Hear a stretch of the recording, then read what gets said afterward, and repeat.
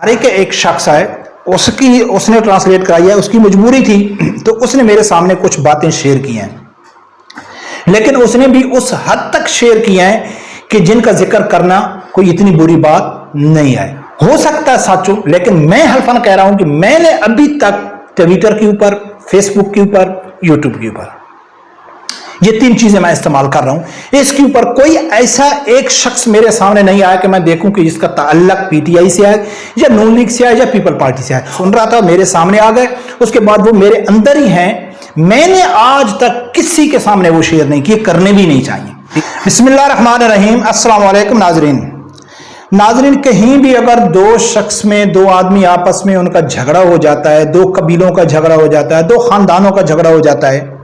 तो हर आदमी जो तीसरा आदमी होता है वो उस झगड़े की तह तक पहुंचना चाहता है। वो हर बात को समझने की कोशिश करता है कि यार इन दो खानदानों का झगड़ा क्यों हुआ, दो भाइयों का झगड़ा क्यों हुआ, दो दोस्तों का झगड़ा क्यों हुआ, किस बात के ऊपर झगड़ा हुआ, उसने क्या कहा, उसने क्या कहा, हर आदमी ना जानना चाहता है। लेकिन वहद गुस्ताखी एक ऐसा अमल है कि जिसकी तह तक कोई नहीं जाना चाहता, जिसकी तफसील तक कोई नहीं जाना चाहता कि यार फलां शख्स ने क्या गुस्ताखी की, उसने क्या लफ्ज इस्तेमाल किए। आम आदमी, ज़ई शऊर आदमी, आम मुसलमान आदमी उसकी तह तक नहीं जाना चाहता है। हाँ, अलबत्ता कुछ उलमा अकराम या कुछ अदारों के लोग, उनकी मजबूरी होती है कि उसकी तफसील, उसकी गहराई तक जाना कि क्या वाकई इस शख्स ने गुस्ताखी की है तो क्या इसके ऊपर गुस्ताखी लागू होती है या नहीं होती है। उलमा अकराम मजबूरी है उनका जानना, और अदारों का, लोगों का, कुछ जज, वकील वगैरह, पुलिस वाले इन्वेस्टिगेशन जो करते हैं, उनके लिए मजबूरी होती है कि उसकी गहराई तक जाना, कि अगर वो किसी दूसरी जबान में है तो उसको ट्रांसलेट करके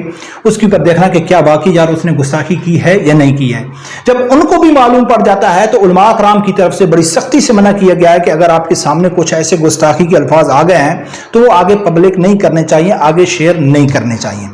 और अच्छी हर आदमी यही कोशिश करता है और करने भी नहीं चाहिए। मेरे सामने जो क्वेटा में वाक़या हुआ, जिस शख्स ने यानी कि गुस्ताखी की और उसको सैद खान सरहदी जो गाजी है उसने उसको कत्ल कर दिया, तो उस जो गुस्ताख था, मैं जब पहली वीडियो बनाई तो जिस तरह मैं अभी जिक्र कर गया हूं कि मुझे ये मालूम पड़ा कि उसने गुस्ताखी की है और उसको पुलिस ने गिरफ्तार कर लिया है। बस मेरे लिए इतना ही काफी था। मैंने ये कोशिश भी नहीं की, मैं ये जानने की कोशिश नहीं की कि यार उसने कौन सी गुस्ताखी की, उसने कौन से अल्फाज इस्तेमाल किए, मैं कोशिश भी नहीं की इस चीज की, ठीक है ना। तो बाद में मालूम पड़ा कि उसकी तो वीडियोज थी,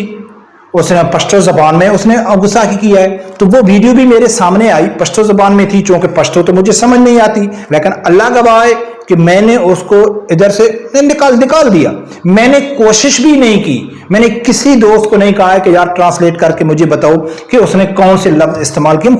भाई जरूरत ही नहीं है, ठीक है, मैं फिर जानूं, फिर आगे शेयर करूं, ये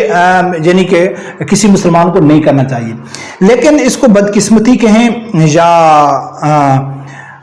एक इंफॉर्मेशन के तौर पर या आवाम को समझाने के तौर पर कि अदारे के एक शख्स है, उसने ट्रांसलेट कराई है, उसकी मजबूरी थी तो उसने मेरे सामने कुछ बातें शेयर की हैं,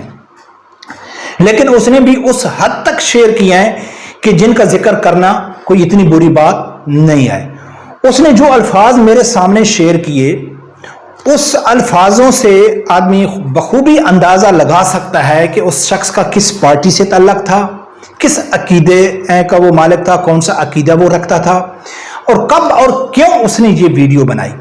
तो उसके जो अल्फाज उस मेरे ज़राए तक मेरे सामने पहुंचे हैं, तो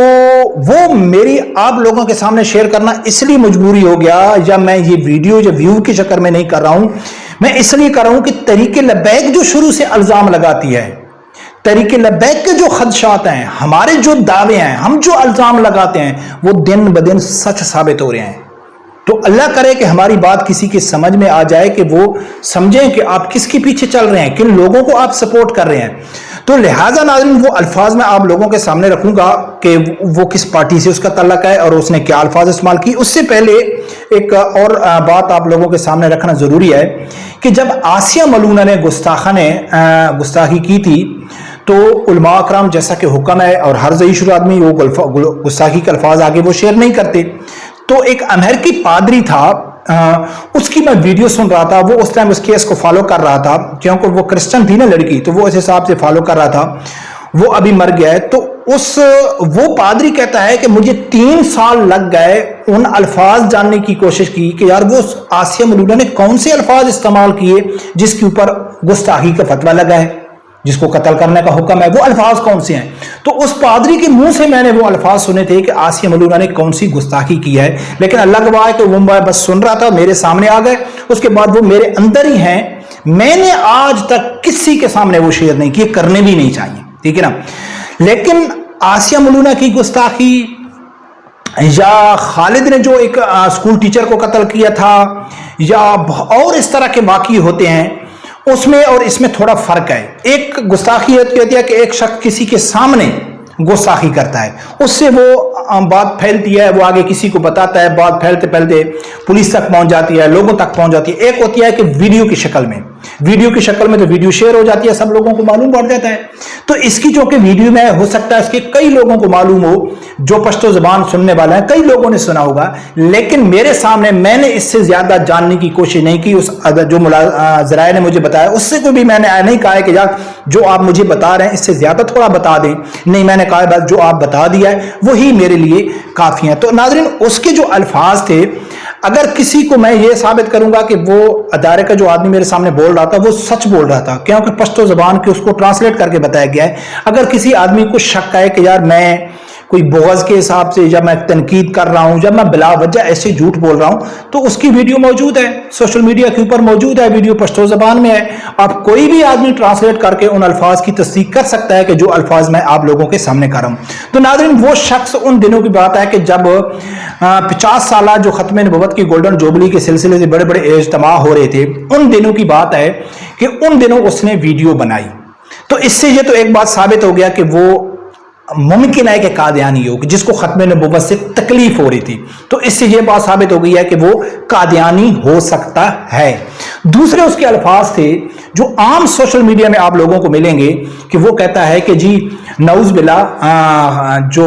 نبوت ہے وہ عمران خان کو ملنی چاہیے،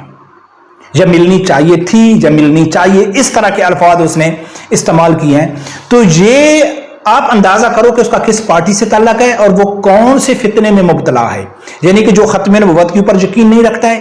اور سپورٹ وہ کس کو کر رہا ہے؟ پی ٹی آئی کو سپورٹ کر رہا ہے، اور وہ کیا کر رہا ہے؟ عمران خان کو یعنی کہ نبوت ملنے چاہیے، اللہ تعالیٰ معاف کرے۔ لیکن یہ واحد شخص نہیں ہے، اور اس کو ان الفاظ کی وجہ سے قتل نہیں کیا گیا ہے، ایسے الفاظ تو پی ٹی آئی کی سوشل میڈیا میں بھرے پڑے ہیں۔ آپ زمان پارک میں جاؤ، ایک چھوٹا بچہ کیا کہہ رہا تھا کہ نبی اکرم صلی اللہ علیہ وسلم کے جو والدین ہیں ان کے بعد عمران خان کے والدین افضل ہیں، یعنی نبی پاک صلی اللہ علیہ وسلم کو اس نے نام نہیں لیا، اس کے والدین کا نام لیا۔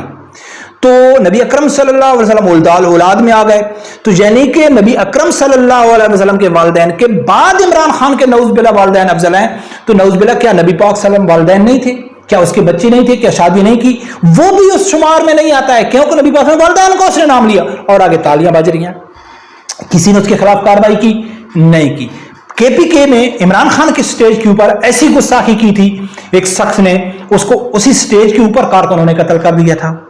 ٹھیک ہے۔ ایسے اگر پی ٹی آئی کے تو سوشل میڈیا میں جائیں تو یہ تو معمولی الفاظ ہیں پی ٹی آئی کے لوگوں کے عمران خان کے لیے کہ استعمال کرنا۔ تو اس سے کیا بات ثابت ہوتی ہے کہ ایک تو تعلق اس کا پی ٹی آئی سے تھا، دوسرا وہ قادیانی لگتا تھا۔ پی ٹی آئی کا تو اس نے صاف کہہ دیا کہ جی عمران خان کو ہے۔ اب ناظرین، وجہ کیا ہے؟ جو میں کہتا ہوں کہ دن بدن تحریک لبیک کے خدشات جو ہیں وہ سچ ثابت ہو رہے ہیں۔ اب یہ جو واقعہ ہوا کوئٹے والا، اور یہ جو سید خان سرحدی صاحب نے یہ جو اس کو قتل کیا ہے، اگر آپ دیکھیں تو چاہے خالد نے کیا ہے پشاور میں، یا اور کوئی اس طرح کے واقعے ہوئے ہیں، تو اس وقت لبرل کو بہت زیادہ تکلیف ہوتی ہے۔ یا جو مشال خان کے پی کے میں ایک یونیورسٹی کا اسٹوڈنٹ تھا، اس کو قتل کیا گیا تھا، تو اس ٹائم جو لبرل تھے اور پاکستان کے جو سیاستدان تھے وہ چیخ اٹھے تھے کہ یار یہ کیا ہو رہا ہے، ٹی وی کے اوپر تبصرے ہوتے تھے۔ لیکن اس شخص کے اوپر اتنے تبصرے نہیں ہو رہے، اتنے آواز نہیں اٹھا رہی، بلکہ کچھ سیاسی لیڈر، اہم رہنما بھی اس کے حق میں آواز اٹھا رہے ہیں. اس کی وجہ کیا ہے کہ اس کے الفاظ کلیئر ہیں اور سوشل میڈیا کے اوپر موجود ہیں. کوئی ایسا نہیں ہے کہ کسی ایک شخص کے سامنے اس نے کہا ہے تو کوئی آدمی کہہ سکتا ہے کہ یار اس کی کوئی ذاتی دشمنی تھی, ذاتی بنا کے اوپر معلوم نہیں وہ جھوٹ بول رہا ہے, اس نے وہ لفظ استعمال نہ کیے ہوں, کوئی اور کیے ہوں. جب بعض دفعہ کیا ہوتا ہے کہ ایک شخص کسی کے سامنے غلط گستاخانہ لفظ استعمال کر دیتا ہے, لیکن جب بات بڑھ جاتی ہے تو وہ کہتا ہے جی میں نے تو نہیں کیا ہے, اب ثبوت تو ہے نہیں. جو آدمی سننے والا ہے وہ ہے اور وہ ہے, اور سننے اور سمجھنے میں بھی فرق ہو جاتا ہے. لیکن جو آدمی ایک ویڈیو بنا رہا ہے, ویڈیو تو ثبوت ہے, اس سے بڑا کیا ثبوت ہے. اس لیے اس کو زیادہ لبرل کی طرف سے یا سیاستدانوں کی طرف سے اس کے اوپر زیادہ آواز نہیں اٹھائی جا رہی. تو اور دوسرا آپ دیکھ لیں کہ جو تحریک لبیک الزام لگاتی ہے ان سیاسی جماعتوں کے اوپر, میں اکثر اپنی ویڈیو میں ذکر کرتا ہوں کہ چاہے وہ پی ٹی آئی ہے, چاہے نون لیگ ہے, اور چاہے پیپل پارٹی ہے, نہ ان کا اسلام سے تعلق ہے, نہ پاکستان سے تعلق ہے, نہ غریب عوام سے تعلق ہے. اس سے بڑا ثبوت اور کیا ہو سکتا ہے کہ چاہے ممتاز حسین قادری شہید کا واقعہ ہو, چاہے ختم نبوت کے قانون میں ترمیم ہو, چاہے آسیہ ملونہ کی گستاخی کی رہائی ہو, چاہے فرانسیسی سفیر کا یعنی کہ معاملہ ہو, یا اب جو قاضی فیضیہ کا فیصلہ ہو, آپ کو سوشل میڈیا کے اوپر آواز اٹھاتے ہوئے صرف مذہبی طبقہ تحریک لبیک کی نظر آئے گی. آپ کو P T I social media کی ٹیم کے اوپر ایسے کوئی کارکنٹے کو نظر نہیں آئیں گے جو ختم نبوت کے اوپر آواز اٹھائیں, یا ایسے واقعات کے اوپر وہ کسی مذہبی یعنی کہ جو مجاہد ہے اس کو سپورٹ کریں. وہ ہمیشہ اگر سپورٹ کریں گے تو کس کو کریں گے؟ گستاخ کو کریں گے کہ جی انسانیت کا قتل ہو گیا, وہ جی پھر یعنی کہ ملا نے ایک آدمی کو قتل کر دیا جس کا تحریک لبیک سے تعلق تھا, یعنی کہ آپ اس کی سپورٹ کرتے ہیں. تو یہ جو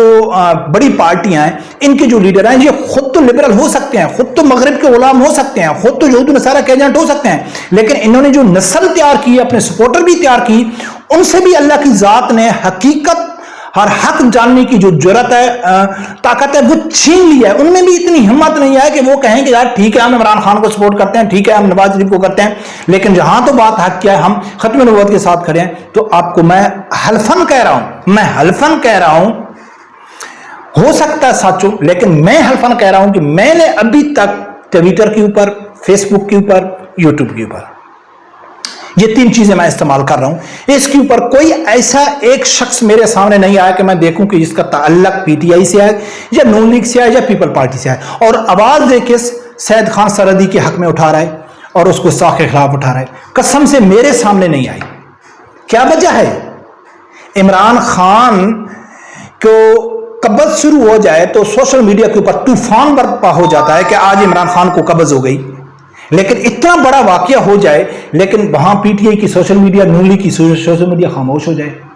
تو خدا را پہچانو یہ لوگ دشمن ہیں, یہ اسلام کے بھی دشمن ہیں, پاکستان کے بھی دشمن ہیں, غریب عوام کے بھی دشمن ہیں. اللہ تعالیٰ سے یہی دعا ہے کہ اللہ تعالیٰ ہر آدمی کو حق ساتھ سننے کی اور اس کے ساتھ کھڑے ہونے کی توفیق عطا فرمائے.